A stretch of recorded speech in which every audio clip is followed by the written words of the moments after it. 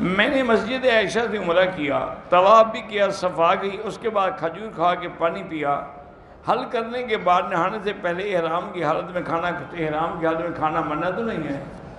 آپ تو پاکستان سے جب احرام باندھ کے آتے ہیں پہلے ہی جہاز میں روٹی کھانی شروع کر دیتے ہیں، تو پھر منع کیسے ہوا؟ آپ تو ابتدائی وہاں سے کرتے ہیں۔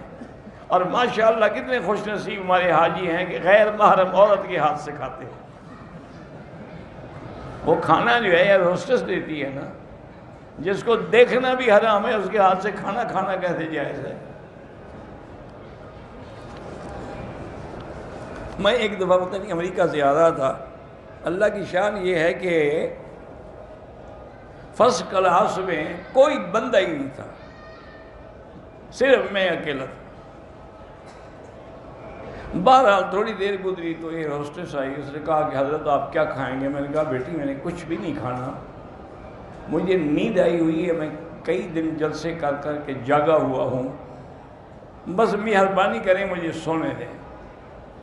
اور نے کہا جی مجھے پائلٹ نے ہدایت کی ہے کہ میں مکی صاحب کا خصوصی خیال رکھو اور خود اور جو چیز کہیں وہ پکا کے پیش کرو۔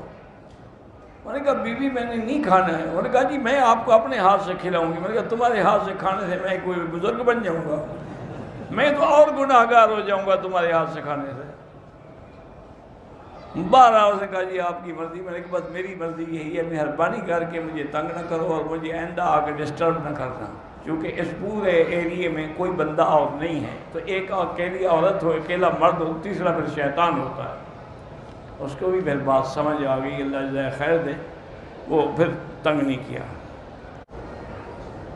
بہرحال اگر ایک لڑکی نے غلطی کی، اس سے گناہ ہوا، پھر اس کی شادی کسی دوسری جگہ ہو گئی، وہاں خوش توبہ کر لے، بس پھر مسئلے پوچھنے کی کیا ضرورت ہے؟ اب اس کی زندگی اچھی گزر رہی ہے، بلا وجہ یعنی باتیں کر کے اپنا گھر برباد کرنا چاہتی ہے، استغفار کرو، توبہ کرو اور بھول جاؤ، پھر گناہوں کا ذکر نہ کیا کرو۔ ہمارا ایک بیٹا ہے، اللہ مزید اولاد بھی دے، جن کے پاس نہیں ہے اللہ ان کو بھی دے۔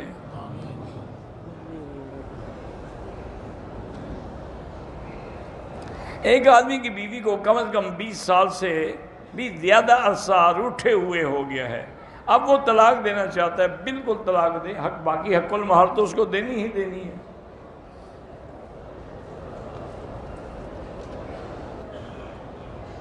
اگر کسی نے غیر محرم سے بوس و کنار کیا، اس کے بدن کو بھی چما، زنا تو نہیں ہے لیکن مبادی زنا تو ہے نا، اس لیے استغفار، اسی لیے اللہ نے حکم دیا نا کہ وَلَا تَقْرَبُوا الزِّنَا، زنا کے قریب نہ جاؤ۔ کیا معنی؟ یہی مسائل نہ کرو۔